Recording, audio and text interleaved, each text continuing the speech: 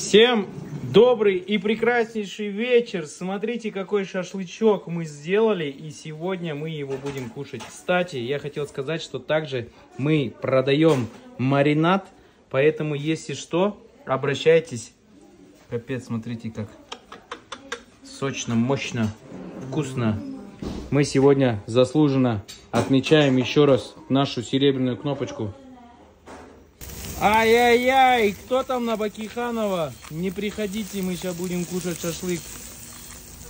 О-моё, какой шашлык, какой шашлык!